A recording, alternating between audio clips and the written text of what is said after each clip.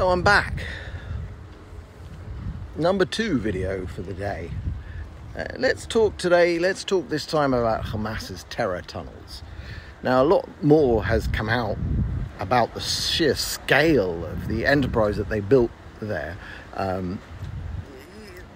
It's clear now that the entirety of Gaza was a cover. It was a deception.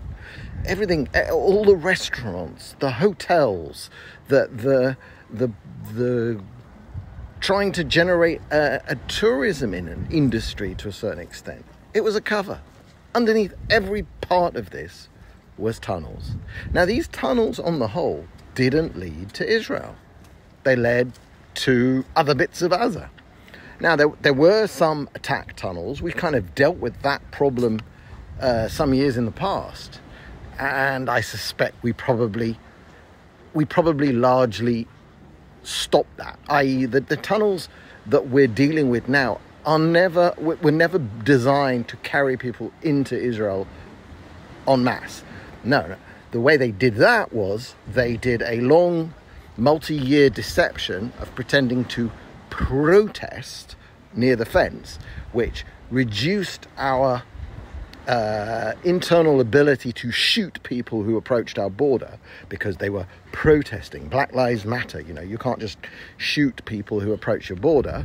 And that led us to October 7th and all of the other stuff that we're going to find out lots more about. By the way, the Israeli press has been filled with lots more detail on what actually happened on October 7th, but it hasn't made it to the English language reporting. So you will eventually see that if you're not Israeli, but it's not available right now.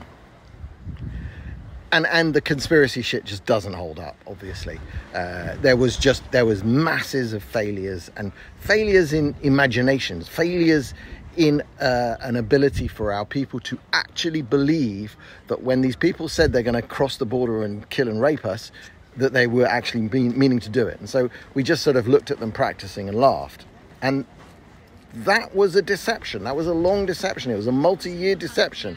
It was behind this idea that if we just give them nice conditions and let them work in Israel and take them to hospital and all that shit, they'll become moderate and they'll stop wanting to do jihad. And that failed. But what does the terror tunnel mentality say about what they were planning? Well, they built these tunnels in Gaza, in Gaza. They're solely in Gaza. So for them to have any benefit, they have to bring Israelis into Gaza. Because from 2006, there have been the only Israelis who have been in Gaza were being held hostage by Hamas. None of our people went in there. We didn't conduct military operations except in very large circumstances. The only thing we sent into Gaza was aid and money and all of the other shit and electricity and water and everything that we did to apparently try and make these people's lives better. So there were no Israelis to fight with their tunnels. What did they have to do? They had to commit some kind of act of terrorism. They had to come and murder us and rape and do all of those other things in Israel in order to do something that would encourage Israelis to go in so that they could fight from their tunnels. So the whole mentality of the tunnels was how are you going to free the rest of Palestine with a tunnel?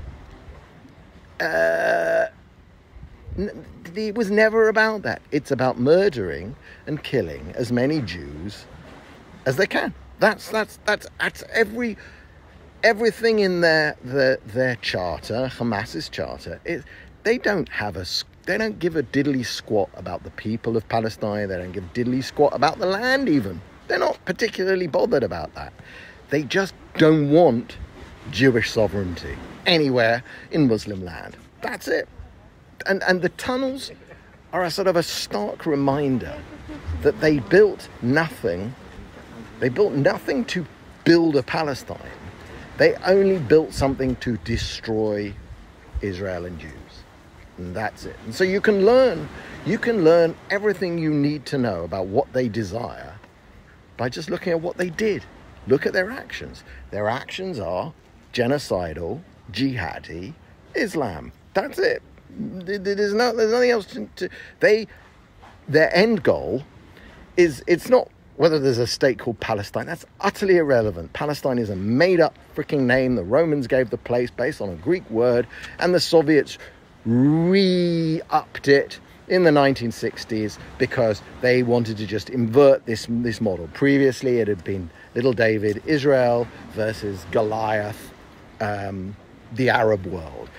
The brilliant Soviet trick was to invert that and to make it Little David, the Palestinians, this new thing of a Palestinian Arab, because up until that point the only Palestinians anybody knew from history were Jews. Jews called themselves Palestinians because possibly, why did Jews call themselves Palestinians?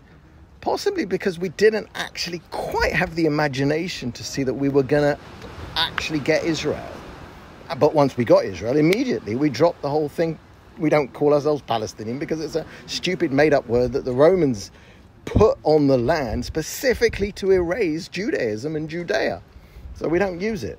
So they adopted it, and that's where we are now with this whole fake thing of there being a Palestinian Arab people. There aren't. There's just more Arabs, and there's a desire to replace a Jewish state here with yet another Islamic Arab state. And we've got plenty of those, and the world doesn't need another one. And fortunately, I hope politically, we've reached a point in Israel where, at least for a generation or two, we will put away all thoughts of there ever being another Arab Islamic state on the land that we now hold post-1967. And the reason it has to be that land and not a pre-1967 version or, the armistice from 1949 is because without Judea and Samaria and those hills, the rest of Israel's utterly indefensible. And we saw that with Gaza. It was bad enough that they came out of Gaza. Had they been able to stage and come out of Judea, Samaria, then places that a lot of left-wing Israelis consider even more valuable, like Tel Aviv, like Herzliya, where I am. I mean, if I just turn around now, basically 20 kilometers that way is Samaria, the northern part of Judea, Samaria. Up there, up the coast, you can't see it, but I can see the buildings of Netanya. Netanya is the narrowest point. Netanya was shelled by Jordan at the start of the war in 1967. Israel said to Jordan, don't get involved in this war. Stay out of it. Because Israel was already fighting Egypt by then. But no, Jordan, how did they do it? They sat on the hills up there and they just shelled Netanya. So those hills, Judea, Samaria, and Jerusalem, will never give them away again. We cannot allow, even the control that the Palestinian Authority has today is a massive problem, which we'll have to deal with. So that's where we are. You can learn everything you need to know about what Hamas's intent was and what this Palestinian cause is by what they built in Gaza, which was war tunnels to hide captives, hide our hostages, hide the slaves that they took in their desert raid. They took slaves, they raped. I mean, they did exactly what Muhammad would have done. You go read just type biography of Muhammad into Google. There's many of them. There's some very well-authorized Al-Azhar University in Egypt, Cairo. They've got a great one. Just read the stories from the life of Muhammad. He went on desert raids. He attacked other tribes. When they get them, they kill all the men. They capture as many of the women as they want. They rape them. They take them off to be slaves.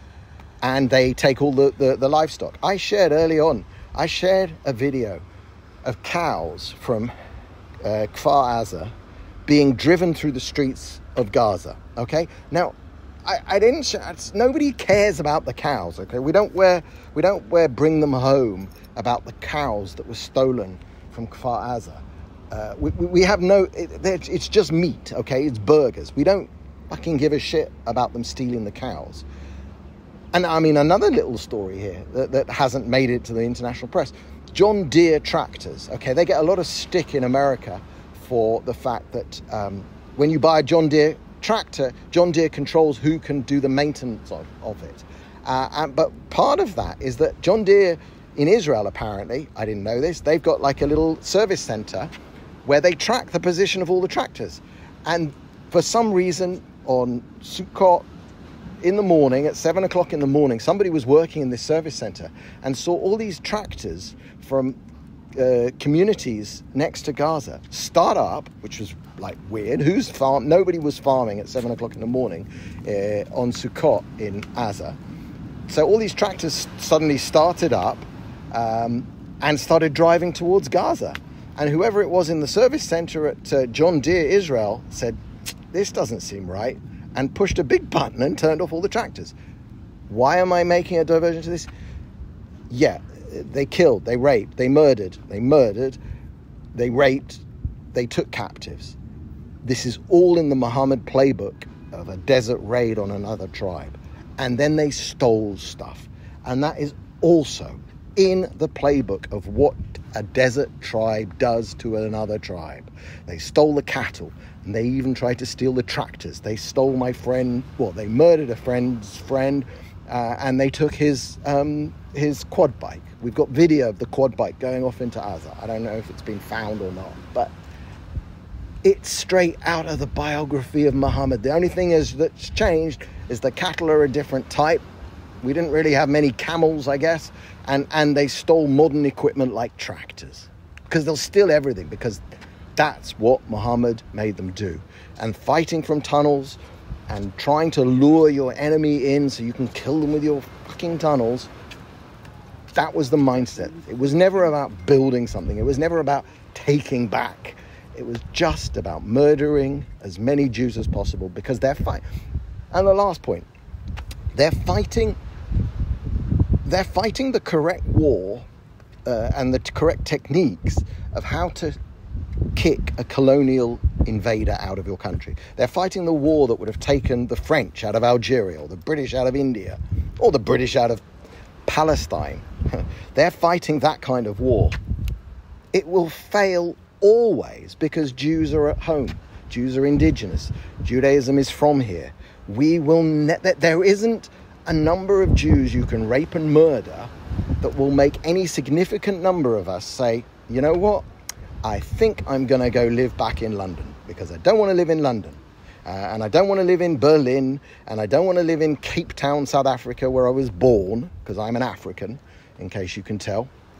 Is it because I is black, as Ali G once said? No, we don't want to live there. We want to live here, where we are from, where our people are born, where our entire culture was born. Where the stories of Abraham walking across the land, Joseph going off to Egypt and coming back, later with Moses. That is our connection to this land, and Abraham and Isaac on the Temple Mount. These are the stories, the burials in Hebron, that Joseph's tomb in Shechem. You're not gonna convince us to leave by murdering us. There isn't a way to do it that way. So they're fighting the wrong fight. They're fighting the fight that will never, ever, ever succeed in driving us off our land. And because they don't actually really want a state, they only want us not to have a state. The only way we're not going to have a state is if we choose to do something suicidal, like give them the power and the cachet of a state on our land. And that would just give them the ability to destroy us. And I don't think we're going to do that now. I hope not. I'm not going to vote in any direction that would encourage us committing suicide. Dov, it's a beautiful day here. I'm at the marina in Herzliya. I'll just do a little quick whiz around. And I'm going to wish Shabbat Shalom to everybody. I'm going to say, I hope we get our hostages home soon, and I hope we crush Hamas into dust until they're barely remembered footnote. In every generation, they rise up to kill us. And we have to remember what Amalek did to us. And right now, Hamas is Amalek. Bye-bye.